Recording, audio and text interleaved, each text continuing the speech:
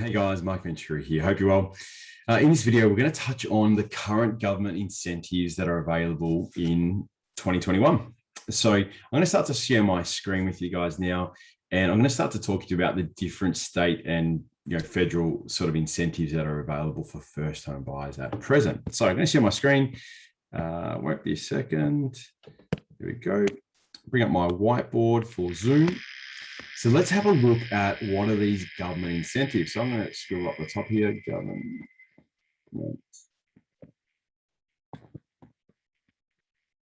incentives.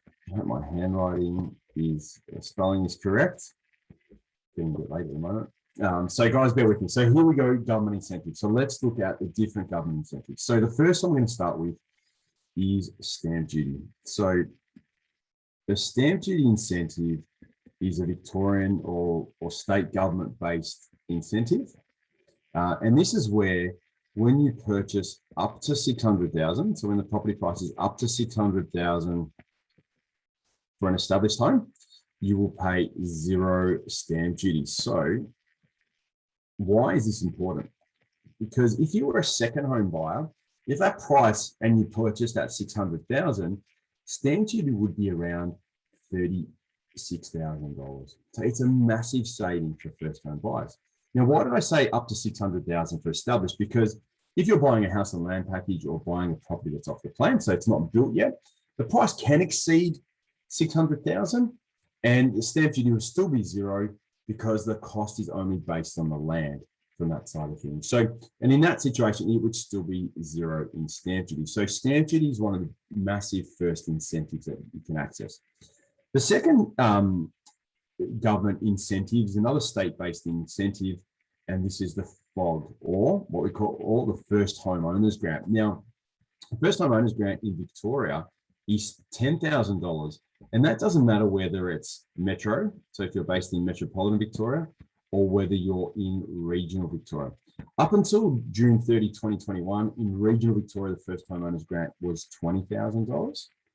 But now it's been brought back to $10,000 to match metropolitan Victoria. Now, as I've touched on in a previous video, the First Homeowners Grant is only there for house and land packages, newly built homes. So a property that's been built, no one's ever lived in before, and you're the first owner, or it could be an apartment townhouse unit that hasn't been built yet, and you're going to be the first person to purchase that property from that side of things.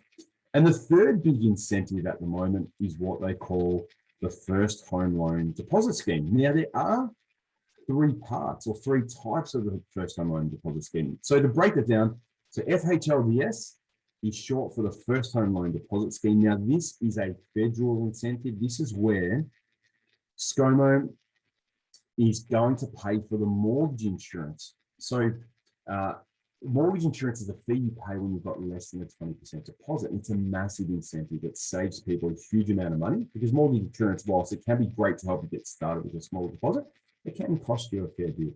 So First Home Loan Deposit Scheme is where the government is going to pay for the mortgage insurance. Now, I did say there's three parts to it because there's something called NHG. So that's a new home grant. So that's when you're building. You've got FHLDS, as it's referred to, is more for, so that's when you're building. Oh, sorry, my spelling's terrible there. So building or new. FHLDS is for established properties. Established. And then you've got the family guarantee. So this is the new scheme that's coming in 2021. And this is for single parents to help them get into the market with a 2% deposit. So these first two schemes here require a 5% deposit. The family parenting or the single parenting scheme only requires a 2% deposit from that side of things. So these are the government incentives that are in place at the moment. When you add them all together, they can be absolutely massive for first-home buyers to help them get into the market. I always show people that getting into the market as a first-home buyer is actually, it's not that difficult once we break it down and show you from that side of things. So in terms of eligibility for stamp duty and the First Homeowners Grant, there's no sort of citizenship test or anything like that. If you're a permanent resident, you don't even have to be a permanent resident, and you can access the stamp duty discounts and the First Homeowners Grant.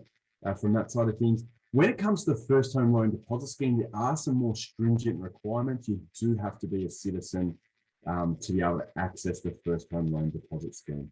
But with the stamp duty discounts and the first home owners grant, we've helped plenty of clients that, whether they're New Zealanders or have migrated from overseas, as long as they're permanent, at least one person is a permanent resident under the stamp duty, then even if the spouse or another person is not a permanent resident, they're on a visa or something like that, you can still get zero stamp duty. So that's probably for another day. If you've got more questions about that, please reach out. I'd love to clarify this information more for you.